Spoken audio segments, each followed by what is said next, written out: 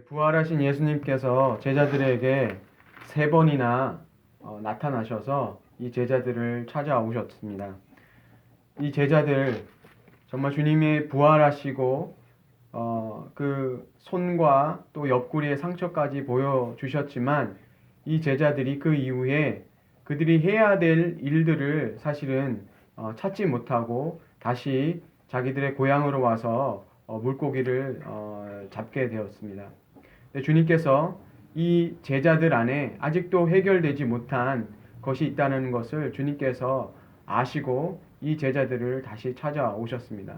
그래서 밤새 물고기 잡지 못했던 이 제자들 정말 주님께서 그 물고기를 더 많이 잡게 하시고 그리고 제자들을 위해서 숯불을 피우시고 생선과 떡을 준비하셔서 그들의 그 아침을 차려 주시고 이 제자들이 이제 그 아침을 먹었습니다.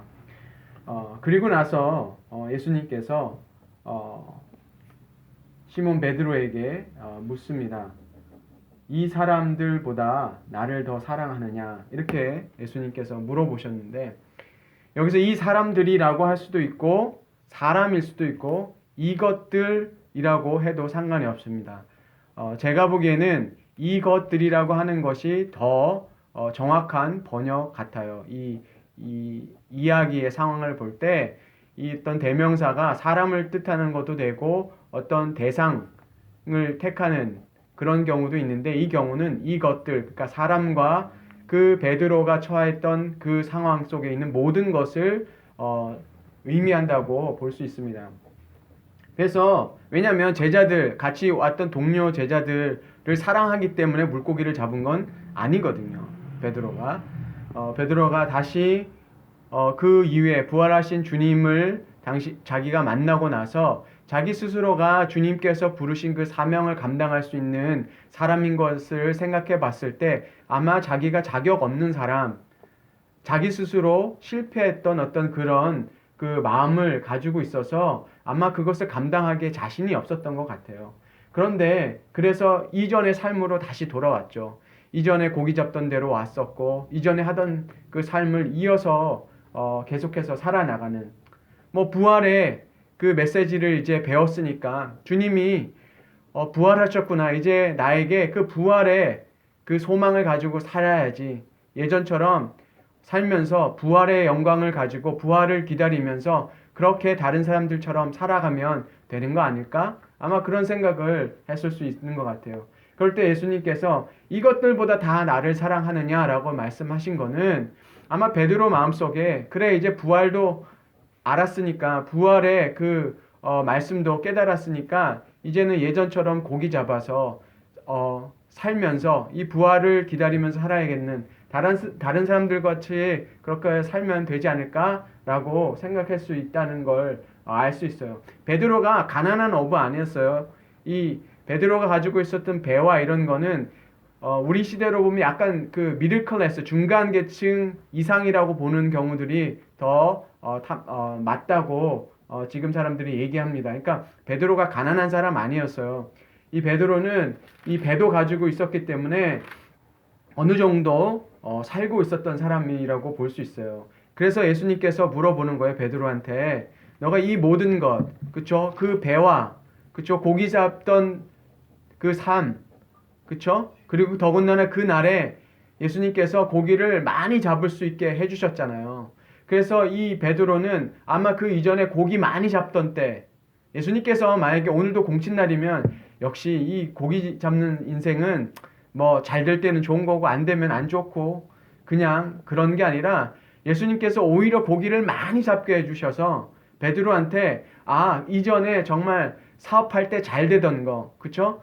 그 인생에서 잘 되던 그런 때를 오히려 주님께서 생각나게 해주시고 그때 그 기쁨, 그 만족했던 거 그걸 다 맛을 보여주시고 나서 너 이것들보다 나를 더 사랑하니? 라고 예수님이 물으시는 것 같아요. 그래서 베드로가 대답합니다. 내가 주님을 사랑하는 줄 주께서 아시나이다. 이렇게 대답을 하죠. 그때 주님께서 내 양을 먹이라 라고 말씀하시고 또 동일하게 두 번째 물으시고 또 양을 치라, 내 양을 치라 말씀하시고 또 다시 그 사명을 확인시켜 주시고 세 번째 예수님께서 똑같은 질문을 하세요. 근데 이번엔 베드로가 근심하면서 대답을 했다 그랬는데 근심했다라는 거는 마음이 아픈 상태를 얘기하는 거예요. 예수님이 세 번이나 물으셨던 것에 베드로가 이전에 내가 세 번 부인했으니까 예수님이 그 세 번을 만회할 수 있는 그런 기회를 주시나? 그렇게 생각할 수도 있지만 오히려 그게 아닐 수 있어요. 예수님이 치사하게 세 번 부인했으니까 누구 질투 많은 사람처럼 그러면 너 세 번 부인했으니까 세 번 사랑한다 그래. 그런 수준의 예수님이 질문하시는 분이 아니시잖아요. 예수님께서 질문하시는 이유는 베드로가 세 번이나 그 사랑한다고 했지만 정말 그 대답을 할 수 있는 게 자신이 가지고 있는 어떤 자신감, 그쵸? 자기를 믿었을 때 그런 자신으로 자기 자신을 믿는, 그쵸? 뭔가 그 의리를 지키고 신의를 지키는 그런 사람으로서 그 대답을 하는 그 베드로를 다시 한번 생각하게 하시는 것 같아요. 왜 그렇게 하실까요? 왜 이렇게 예수님께서 다시 묻고 이렇게 하실까요? 저는 그 반대라고 생각해요. 그 베드로가 세 번 실패했기 때문에 세 번 다시 그 대답을 지금 예수님께서 듣는다고 만족해 하시는 그런 목적이 아니라 주님께서 베드로에게 물으시는 것은 너가 너 스스로를 믿을 수 있는 그런 존재냐는 것을 예수님께서는 물어보시는 거죠. 지금 예수님이 나타나셔서 세 번 그렇다고 사랑한다고 대답하는 그것을 주님께서 원하시는 게 아니라 너가 너 스스로 너의 힘으로 나를 사랑할 수 있는 존재야? 라는 거를 다시 깨달으라는 거예요. 그렇게 할 수 없는 존재잖아요. 베드로는 그렇게 할 수가 없어요. 더 부인할 수 있고 앞으로도 할 수 있지만 그 주님의 사랑으로 힘입어서 할 수밖에 없어요. 그때 베드로가 그것을 아파하면서 그러나 주님, 내가 주님을 사랑합니다. 지금의 상태, 나는 주님을 사랑해요. 그것을 주님께서 그냥 받아주신 거죠. 그것을 어떤 사랑의 수준으로 사람들이 이렇게 그 설교하는 분들이 있어요. 뭐 예수님이 그리스어에는 그 사랑이란 단어가 여러 가지가 있는데 어떤 그 친구들 사이에 그 사랑하는 그런 사랑을 표현하는 것도 있고 정말 깊은 어떤 그런 차원의 희생적인 사랑을 나타내는 그런 아가페 많이 들어보셔. 아가페 같은 사랑, 친구들 사이에 얘기하는 필레오 같은 사랑, 이렇게 그런 사랑이 단어를 예수님께서 다르게 쓰셔서 수준을 맞춰주셨다라고 얘기하는데 그거는 별로 근거가 없는 얘기예요. 왜냐하면 여기에서 예수님께서 베드로랑 얘기했을 때는 그 당시 그 이스라엘 사람들이 쓰던 아람어를 썼기 때문에 아람어에는 사랑이란 단어를 여러 가지 뭐 그리스어처럼 이렇게 바꿨다가 의미를 다르게 한 게 아니라 그냥 사랑이란 단어를 썼는데 사도 요한이 그냥 한 번은 필레오를 쓰고 또 아가페를 그렇게 바꿔서 쓴 것이지 그 이상의 다른 의미가 없습니다. 왜냐하면 다른 분들이 또 이거 가지고 또 설교를 그렇게 하면 또 그 혼동을 하실까봐 미리 말씀을 드렸어요. 예수님께서는 베드로에게 원하셨던 게 바로 뭐냐면 베드로가 사랑할 수 있는 거는 바로 예수님이 먼저 베드로를 사랑해 주시고 예수님께서 베드로를 택해 주시고 베드로를 이끌어 주시는 그 사랑 때문에 사랑할 수 있는 그런 사람이라는 거를 베드로가 알게 하기 원하셨던 거예요. 우리가 주님을 아무리 잘 따르고 신뢰하고 따른다 그러지만 우리는 늘 넘어질 수밖에 없는 사람들인 것은 분명한 거예요. 베드로가 이후에 또 주님을 실망시킬 수 있는 그런 삶을 살 수도 있어요.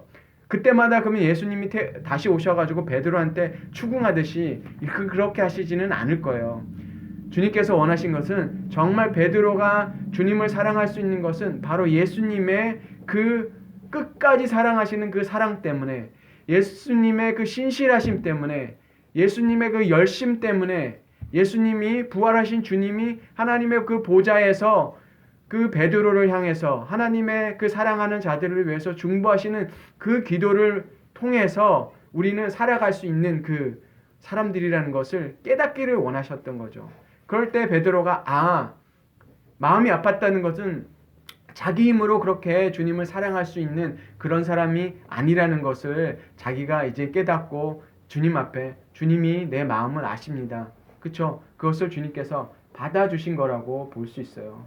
그럴 때 주님께서 그것을 받으시고 그것을 깨닫기를 원하신 것이지 3번 부인했으니까 3번 그렇죠? 마치 복수하듯이 그런 차원 아니에요. 예수님이 그런 차원으로 얘기하신 거 아니고 우리에게 정말 그 예수님의 그 사랑을 의지해서만 그렇죠? 우리 사랑은 실패해요. 인간의 사랑은 늘 실패하죠. 우리 경험하고 있잖아요. 우리 가족의 사랑도 우리의 그 부부의 사랑도 우리의 친구의 사랑도 형제의 사랑도 우린 다 실패할 수밖에 없는 사람들이에요. 그것을 우리가 인정하면서 그러나 주님의 사랑은 그렇지 않다는 거. 주님은 우리를 사랑하실 때 끝까지 사랑하시기 때문에 우리는 그 사랑을 의지해서만 다른 사람들을 사랑할 수 있고 그 사랑 때문에 우리는 어떻게 할 수 있습니까? 예수님이 서로 사랑하라고 할 때 그 사랑의 그 원천이 어디서 나왔습니까? 그 힘이 어디서 나왔습니까?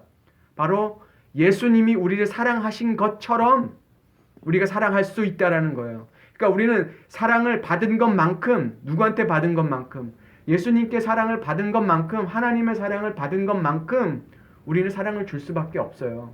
그게 우리의 한계이기도 하고 또 다른 한편으로는 그것이 우리가 받은 축복이에요. 우리가 하나님의 사랑을 알면 알수록 그만큼 어떻게 하겠습니까? 더 사랑할 수 있겠죠. 우리가 사랑 많이 못 받았다고 해서 우리 형제들에게 우리 부모에게 어떤 친구들에게 사랑을 못 받는다고 해서 내가 사랑하지 못하는 존재가 될 수 없다. 그거는 핑계거리밖에 안 돼요. 우리는 주님의 사랑으로 살아가는 사람이기 때문에 그 사랑이신 그 하나님의 사랑, 그 주님의 사랑, 끊임없고 신실하시고 변함이 없는 그 사랑을 의지할 때 우리는 사랑할 수 있는 사람이 된다는 것 주님께서 확인시켜 주셨다는 거 우리가 깨닫기를 원하고요. 그럴 때 주님께서 이렇게 말씀하셨죠. 19절에 18절에 이렇게 얘기합니다. 내가 진실로 진실로 이건 정말 주님께서 강조하실 때 말씀하신 거예요. 진실로 진실로 내게 이르노니 내가 젊어서는 스스로 띠뛰고 원하는 대로 다녔거든요. 그러니까 자기가 원하는 대로 갔다는 거예요. 자기가 원하는 대로 했고 그렇게 했지만 늙어서는 내 팔을 벌리리니 내 팔을 벌린다는 말이 무슨 말이냐면 십자가를 진다라는 표현을 이게 돌려서 말하는 것을 얘기할 때 그렇게 해요. 그러니까 어떻게 한다는 거예요? 십자가를 지게 된다는 거죠. 십자가를 지게 되고 남이 내게 띠띠우고 원하지 않는 곳으로 데려가리라. 이렇게 얘기했잖아요. 그러니까 베드로의 삶이 이제는 어떻게 되는 거예요? 주님을 따르는 삶을 살 때 본인이 원하는 삶이 아니라 그렇죠? 다른 사람에 의해서 이끌려가는 삶이 된다는 거죠. 첫째는 바로 성령께서 그렇게 이끌어 가실 거고 그렇죠? 베드로에게 오신 그 성령께서 베드로가 육신이 원하는 그런 방향으로 안 이끌어 가신다는 거잖아요. 그렇죠? 모든 그 주를 믿는 자들에게 성령을 주심으로 인해서 성령은 우리가 육신이 원하는 육신의 생각대로 이끌어가지 아니하시고 성령의 생각은 우리 육신의 생각을 반대돼서 이끌어 가시고 우리에게 생명을 주시고 평안을 주시는데 그 평안과 그쵸? 그 생명의 삶이 우리가 잘 이해해야 돼요. 우리가 불편하고 우리가 힘들다고 해서 그 길이 그쵸? 잘못된 길이 아닐 수 있다라는 거죠. 우리는 원하는 방향이 이런 방향이지만 오히려 하나님은 우리를 다른 방향으로 데려가심으로 인해서 우리의 육신은 힘들고 우리의 육신은 정말 마음이 힘들지만 오히려 하나님은 그 반대일 수 있어요. 그 길이 오히려 우리에게 생명이 될 수도 있고 우리에게 오히려 평안이 될 수 있다라는 거예요. 그렇죠? 그래서 주님께서 내가 원하는 방향대로 아니고 다른 이가 너를 이끌어 갈 거고 띠띠우게 될 거고 너가 십자가로 가게 될 거고 그 인생을 살아가겠다는 거예요. 그렇죠? 그렇게 갈 수 있는 힘도 바로 주님의 그 사랑에서 나오게 되고 그렇죠? 그 양을 먹이는 삶 자기 양이 아니라 하나님의 양을 먹이는 삶이 어쩌면 그런 삶인 것 같아요. 우리가 원하지 않지만 그렇게 할 수밖에 없고 그렇게 할 수 있는 힘을 주시는 그런 삶으로 살아가는 것. 목회를 해보면 사실 그래요. 우리가 원하는 대로 가는 게 아니라 원하지 않는 방향으로 갈 때가 더 많습니다. 그렇지만 그것이 잘못된 길이 아니라 그것이 바로 정말 주님이 띠띠우고 주님이 이끌어가는 삶은 우리의 육신의 생각과 원하는 대로 가지 않을 수 있다라는 거, 오히려 그것이 더 맞는 길일 수도 있다라는 것 우리가 기억했으면 좋겠습니다. 그리고 베드로가 이렇게 묻죠. 그러면 당신이 사랑하는 자, 그러면 그 요한, 사도 요한이라 그러죠. 저 친구는 어떻게 되겠습니까? 그랬더니 주님이 대답을 아주 우리로 얘기하면 아주 시크하고 대답을 하시죠. 아주 조금 이렇게 냉랭하게 대답을 하시는데 뭐라고 하냐면 내가 올 때까지 그를 머물게 하고자. 그러니까 머물게 한다는 거는 살려둔다는 거죠. 베드로는 십자가에서 죽고 사도 요한은 사랑하는 제자는 그러면 어떻게 되겠습니까? 여쭤봤더니 너가 무슨 상관이냐 이렇게 진짜 예수님 표현하면 네 알 바 아니다. 그냥 이렇게 딱 잡아서 칼같이 얘기하신 거예요. 이렇게 냉정하게 왜 대답을 하셨을까? 근데 저는 이 대답이 주를 따르는 모든 사람에게 정말 필요한 답이라고 생각해요. 왜냐하면 우리는 비교하거든요. 왜 나는 같이 예수를 따르는데 저 사람은 저렇게 누리면서 예수님 잘 따르면서 누릴 거 누려가면서 좋은 거 다 먹고 입고 세상에 좋은 거 누려가면서 근사하게 주님 따라가는데 주님 섬기고 돈도 있어서 섬기고 그렇게 좀 폼나게 섬기는데 이거 나는 뭐야? 지지리 궁상 떨면서 정말 섬기고 이거 왜 이렇게 불공평해? 라는 생각이 저도 들 때가 많이 있습니다. 다른 사역자들 보면 큰 교회에 있고 잘 갖춰지고 폼나게 사역하는데 이거 난 뭐지? 이런 생각 들 때가 있어요. 그때 딱 들어야 되는 주님의 대답. 니랑 상관없는 바다. 이게 정답입니다. 우리를 정말 정신나게 하는 이 대답인 것 같아요. 왜 이렇게 냉정하게 하셨을까? 이렇게 좀 좋게 돌려서 얘기해 주시면 얼마나 좋을까라고 생각하지만 정말 우리가 늘 기억해야 될 대답. 다른 사람들 신경 쓸 필요 없어요. 우리는 우리가 해야 될 것, 주님이 우리에게 맡겨주신 길, 충성되게 살아가는 게 가장 복이구나. 그것을 우리가 믿고 기억하면서 주님 앞에 나갔으면 좋겠습니다. 때로는 우리가 비교하게 돼요. 그게 인간의 본성이지 않습니까?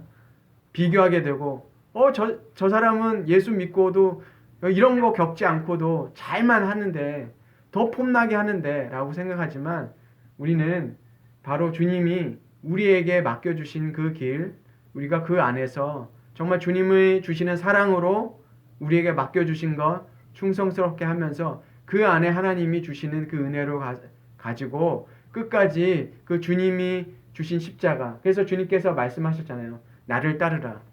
우리에게 주님께서 원하신 것은 나를 따르라는 거예요. 비교하지 마라. 다른 사람이 어떻게 사는 거 비교하지 말고 너는 나를 따르라. 그쵸? 우리 신앙생활 하면서 제일 많이 넘어질 때가 뭔지 아세요? 아, 사역자들 왜 저러지? 그쵸? 저 예수 믿는 사람들 저 왜 저러지? 예, 아파하면서 그 사람들을 위해서 중보하지만 그 사람들 때문에 시기하고 악인이 잘 되는 거 그거 가지고 가타부타 얘기할 필요 없어요. 우리는 주님을 잘 따르면 돼요. 주님이 정말 원하신 거는 우리가 주님을 따르는 것을 원하시지 다른 사람들 보면서 시족할 필요가 전혀 없습니다. 우리가 이제 요한복음을 이제 마지막 이제 이게 하나의 에필로그 마지막 이제 그 후기라고 볼 수 있어요. 요한복음의 후기인데 이 후기를 기억하면서 주님의 사랑을 의지하고 다른 사람들을 쳐다보고 우리가 실족하지 말고 끝까지 주님의 사랑에 힘입어서 끝까지 주님을 따라가는 오늘도 주님을 따라가는 또 오늘에 주시는 주님의 은혜를 먹고 그 힘으로 주님의 나라까지 끝까지 걸어가는 우리 모두가 되기를 주님의 이름으로 축원합니다.